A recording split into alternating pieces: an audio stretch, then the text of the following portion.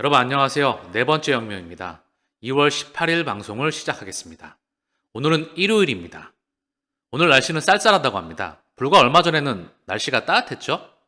춥고 따뜻하고 날씨가 이상합니다. 이상기후란 거죠. 지구가 많이 아픕니다. 더불어서 세계 경제 또한 불확실성의 리스크에 놓여져 있습니다. 어디로 갈지 모른다는 거죠. 잠깐 이슈를 보시면은요. 무서운 속도로 침몰한다. 전 세계 경제 위기 임박했다. 초유의 사태가 벌어진다. 역대급 버블 붕괴 임박했다. 단 한 번도 예외가 없다. 자, 얼마 전에는 중국 경제 위기로 커지는 타이완 침공설.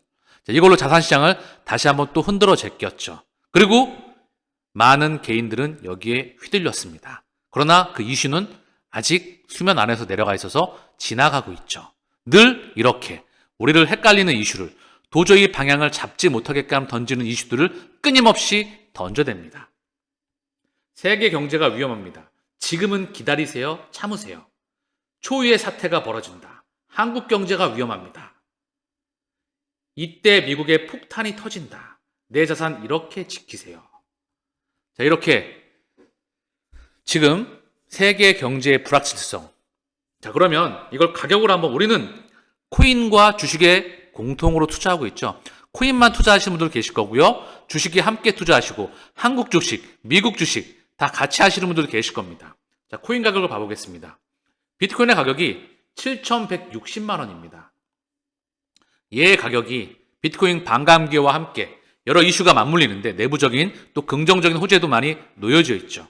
그런데 얘가 이 엄청난 고금리 상황에서 이 불확실성인 상황에서 이 고점을 뚫고 여기를 갈까요? 여러분들의 생각은 어떠신가요?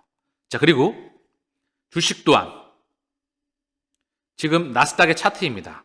자, 전고점 돌파를 눈앞에 두고 있죠. 이미 다우와 S&P는 뚫어버렸습니다. 일본 증시도 유럽도 뚫어버렸죠. 과연 이렇게 실물 경제가 안 좋다고 하는데 과연 여기를 뚫고 갈까요? 미디어에서는 계속해서 금리 인하할 거야. 아니야. 뒤로 미룰 거야. 끊임없이 헷갈리는 이슈를 던져대면서 과연 자산시장의 방향은 어디로 갈까요? 우리의 선택은 어디에 있어야만 될까요? 제 채널을 오랫동안 보셨던 분들은 이미 그 답안을 알고 있습니다. 그런데 처음 보시는 분들이거나 헷갈리시는 분들, 과연 우리는 어디에 배팅해야 될까요? 저는 항상 버블을 외쳐왔습니다. 경제 위기가 오기 전에 아름다운 버블이 온다. 우리는 여기 탑승해야만 된다. 그리고 퍼펙트 스톰 또한 예정되어 있습니다. 이 두 가지를 동시에 준비해야만 됩니다. 여러분들은 코인에 왜 투자하시나요? 근본적인 질문을 드려볼게요. 돈 벌려고 하죠. 근데 조금 더 본질적인 이유. 코인에 투자하는 이유는 기존 경제 시스템과 통화 시스템과 세상을 작동시키는 시스템이 수명이 다 했기 때문입니다. 그러면 새로운 시스템을 만들어야 되겠죠. 그럼 제가 왜 기존 시스템이 수명이 다 했냐 이런 말씀을 드리냐? 기준금리가 제로금리까지 갔기 때문입니다. 가보지 못했던 제로금리. 무려 2번에 걸쳐서 제로금리로도 안 되니까 양적 완화. 2008년도에는 양적 완화 3차례 했죠. 4조 2천억 달러. 그리고 2020년도 코로나 팬데믹 때는 무제한 양적 완화. 그러면서 연준의 자산이 9조 달러에 육박했습니다. 제로금리로도 안 되니까 돈을 찍어서 범지구에 뿌렸습니다. 그리고 자산시장에 버블이 왔죠. 그리고 그 마약을 투입했던 그 경제가 지속되다가 이제 고금리 환경에 놓여져 있다는 겁니다. 이 고금리는 어디서 만들었죠? 우크라이나 전쟁과 코로나 팬데믹이 만들었습니다. 그리고 미국 연준이 이 고금리를 만들었죠. 이때다 하고 고금리를 만들어버렸습니다. 그리고 실물 경제는 언제 무너져도 이상하지 않은 만큼 그 이상한 위기에 와 있다는 거죠. 이 상황에서 저는 버블을 외치고 있습니다. 자, 지금 보시는 화면은요. 페드의 밸런스 시트입니다. 미국 중앙은행의 대차 대조표. 이 자산이 늘어나면 늘어날수록 연준의 부담은 늘어납니다. 왜냐하면 달러를 발행을 해서 미 국채까지는 안전할 줄 몰랐지만 여기에 주택 파생 상품이라고 하는 MBS 주택 모기지 저당증권을 매입하였습니다. 달러를 찍어서 파생 상품을 매입하였다. 그 자산 또한 2008년도에 2008년에는 요거밖에 없었어요. 굉장히 건전했죠. 이게 세 차례의 양적 완화에 이어서 4조 2천억 달러. 그리고 줄인다고 줄였죠. 그러나 코로나 팬데믹 때 9조 달러에 육박합니다. 최근에 줄였지만 이걸 이제 끝내겠죠. 결국은 이미 수명이 다 했다는 겁니다. 수명이 다 안 했으려면 이게 이렇게 건전해야 돼. 그리고 기준금리가 보시면 20%에 육박했던 적이 있었습니다. 그쵸? 그리고 금리의 상단이 경제 펀더멘털이 받쳐주는 상황에서 건실하게 올라가줘야 되겠죠. 지금은 실물 경제의 성장이 축소가 되고 있습니다.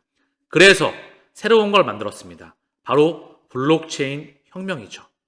분산 원장 혁명이자 이걸 통해서 새로운 나라로 이사하게 됩니다. 센트럴 뱅크 디지털 커런시로 명명되고 있죠. 보다 근본적으로 다시 한번 질문을 드려볼게요. 코인에 왜 투자하십니까? 돈 벌려고 하죠. 돈을 벌려면 원리를 알아야 버는 거 아닙니까? 근본적인 원리와 가정을 이해를 해야 이 코인 시장에 장기적으로 투자할 수가 있는 겁니다. 그냥 가격만을 보고 투자한다? 남들이 좋다고 하니까 그런가 보다. 그게 아닙니다. 그리고 비트코인은 탈중앙화가 아닙니다. 완벽한 중앙화입니다. 블록체인은 탈중앙화가 아닙니다. 완벽한 퍼펙트 센트럴라이즈 중앙화입니다. 새로운 통신 서비스 국제 표준입니다. 페더럴 리저브 연준의 홈페이지에 보시면 페드와이어 자금 서비스 ISO 2002 구현센터 2022년 6월 27일 미국 중앙은행은 페드와이어에 대해서 ISO 2002 메시지 형식을 채택할 것이라고 연방광고 오프사이트를 통해서 발표했습니다. 2025년 3월 10일 1일 구현 전략에 대한 서비스입니다. 이 구현을 통해서 연방준비은행은 기존 독점 형식을 종료하고 모든 메시지를 ISO 2002 메시지로 대체합니다. 이게 바로 새로운 판때기의 규격입니다. 국제 표준이죠.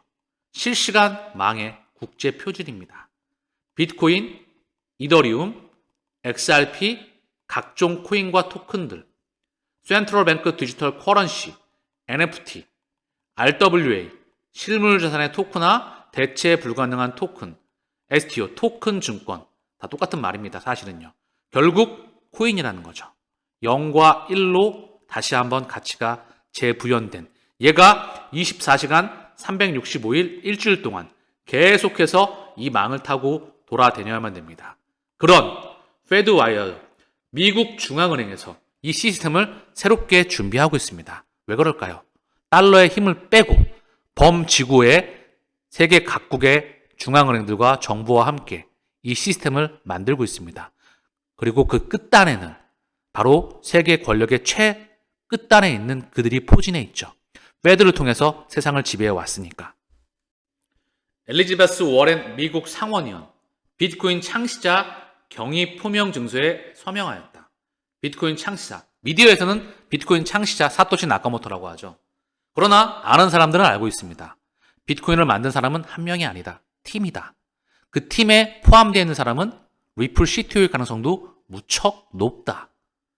그리고 그 시스템을 또 이해하다 보면 탈중앙화가 아닙니다. 탈중앙화였다면 애초에 현물 ETF를 진행하지 않았겠죠. 이미 채굴 또한 채굴 독점입니다. 거대 자본 세력들에 의해서. 곰곰이 생각해 보십시오. 93%가 공급이 지금 완료가 되었죠. 그 이상이 말입니다.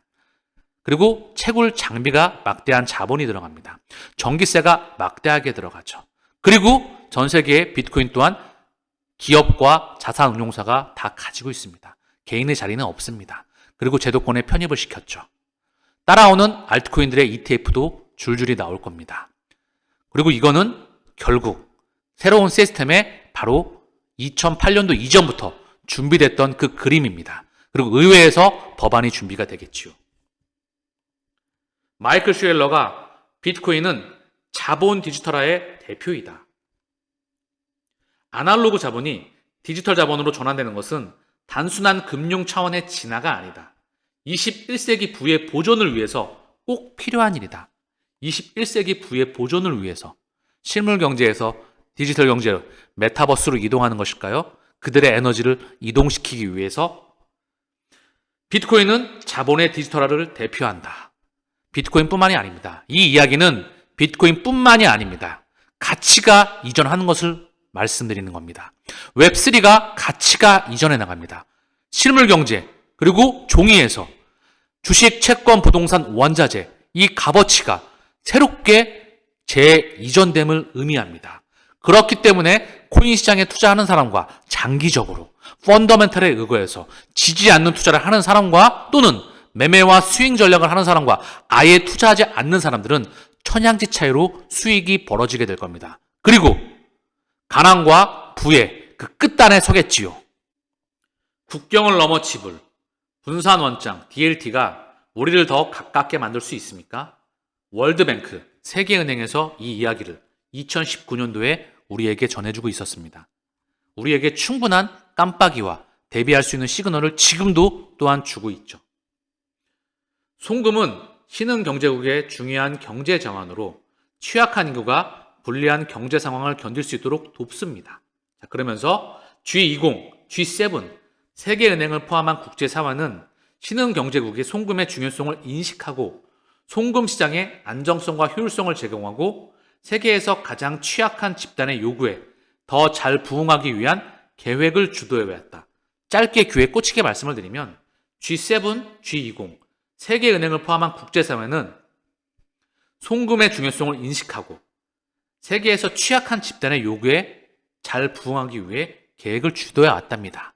신흥국 경제국을 다시 한번 송금망을 깔아나가기 위해서 준비해 왔다는 겁니다. 송금은 정확하게 가장 필요한 곳에서 더 비쌉니다. 사하라 이남 아프리카는 평균 송금 비용이 8.97%로 여전히 가장 비싼 지역으로 남아 있습니다. 국경 간 결제 혁신은 송금 서비스 제공업체의 운영 비용을 줄이는데 도움이 될 수 있습니다. 자, 그러면서 송금 솔루션 시장에서 적극적으로 테스트되고 있습니다. 2018년 핀테크 회사인 리플은 경쟁이 매우 치열한 미국, 멕시코 지역을 따라 DLT 기반, 분산 원장 기반 국경 간 결제 솔루션인 엑스래피드를 시험하였습니다.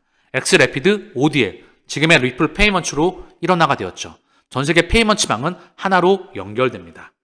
파일럿에 참여한 금융기관은 외환 비용을 40에서 70% 절감했으며 평균 결제 시간은 2분 남짓에 불과합니다.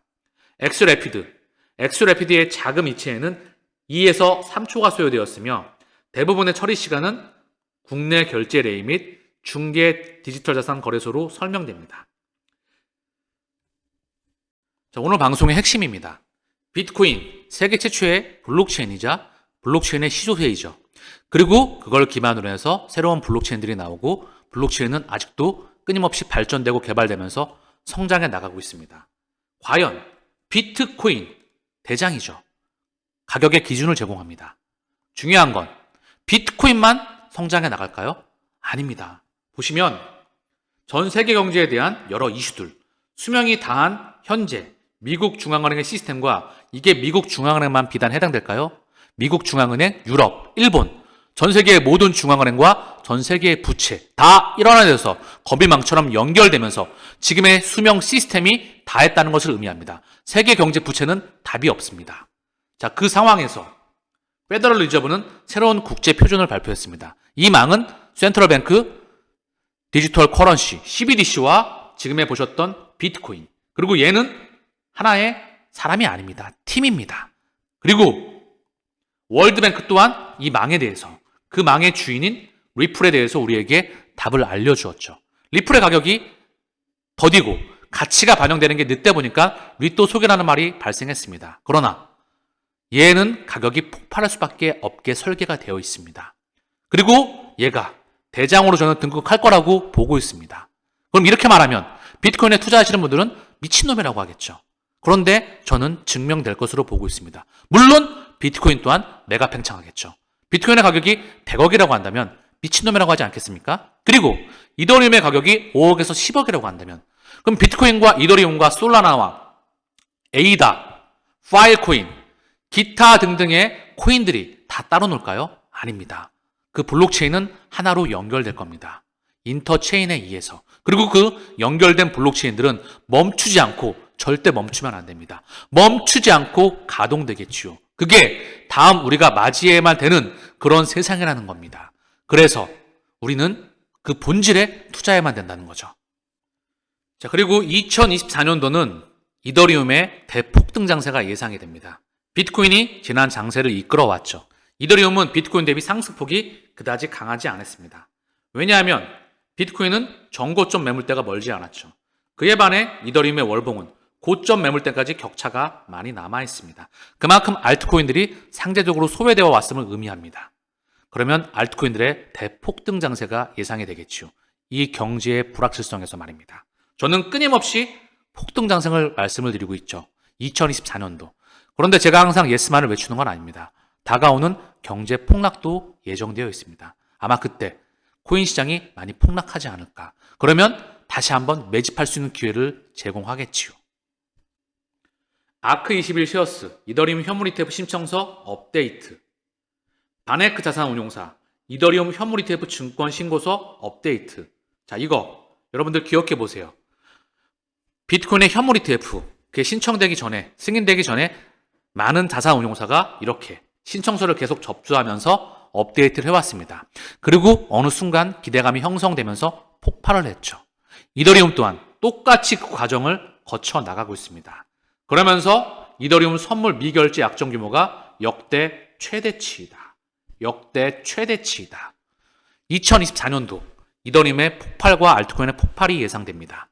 그리고 주식과 코인에 저는 버블을 예상합니다. 예상보다 강한 생산자 물가, 3대 지수가 하락하였다. 이거는 명백한 개인의 휘둘기입니다. 놀아나지 마세요. 미디어와 기득권과 세력에 놀아나지 마십시오. 물가가 올라가니까 연준의 금리를 내리는 게 늦춰질 거야. 그럼 금리를 내리면 정말 좋을까요? 퀘션 마크를 달아봅니다. 이때까지 2008년도 이후에 제로금리와 함께 양적 완화와 함께 유동성 장세에 마약을 투입했었기 때문에 우리는 머릿속에 학습 효과와 함께 찰칵하고 저장이 됐던 거야. 아, 금리 인하는 좋은 거지. 그런데 지금 상황에서 금리 인하가 정말 좋을까요? 저는 여기에 퀘션 마크를 붙여봅니다. 토마스님의 트위터인데요. 독립 자문가들은 8조 달러의 자산을 관리하고 있으며 설문조사에 따르면 이들 중 77%가 평균 2에서 3% 할당을 목표로 비트코인을 포트폴리오에 추가하는 것을 원하는 것으로 나타났습니다. 이는 자문가들로부터만 1,500억 달러가 비트코인 ETF로 유입될 가능성이 높다는 것을 의미합니다. 비트코인을 시작으로 해서 시간차를 두고 이더리움 현물 ETF와 함께 각 섹터별 알트코인들과 함께 정해진 현물 ETF로 이동하게 됩니다. 이 말은 가상자산이 유동성이 엄청나게 커진다는 것을 의미하지요. 여기에 판이 커지는 것을 의미합니다. 주식시장에서 코인 시장으로 에너지가 이동한다. 그럼 저는 주식시장에서 왜 코인 시장으로 에너지가 이동함을 의미할까요? 지구의 인구가 고령화와 함께 에너지가 축소가 되고 있기 때문이죠. 미 연준 부의장, 바로 마이클 바저, 리플과 직접적으로 연결되었던 분입니다. 리플 고문이었죠. 은행권 상업용 부동산 대출 위험 집중적으로 모니터링한다. 이걸 집중적으로 모니터링한다고 관리가 될까요? 막을 수 있을까요? 아니면 이들이 막으려고 할까요? 저는 아니라고 봅니다. 결국 시차를 두고 고금리 환경에서 기업과 가계와 주식과 자산 시장은 한번 대규모 퍼펙트 스톰을 거칠 수밖에 없습니다. 여기에 코인도 포함되겠지요. 자, 그러면서 연준 상업용 부동산 대책 시급하다. 자, 레리 서머스 전 재무장관. 상업용 부동산 대책이 시급한데 이거에 대한 대책을 낸다고 지금의 고금리 환경을 바꿀 수 있을까요? 답은 없습니다. 노답입니다. 그럼 뭐죠? 새로운 판이 필요하다는 겁니다. 센트럴 뱅크 디지털 커런시라는 새로운 판, 그리고 거기에 자산을 담당하는 바로 코인, 우리가 투자하고 있는 코인들과 그리고 새로운 RWA와 실물 자산의 토큰화와 토큰 증권과 대체 불가능한 토큰과 실물 경제의 에너지가 이동해 와야 되겠지요. 그게 바로 우리가 맞이해야만 되는 세상입니다.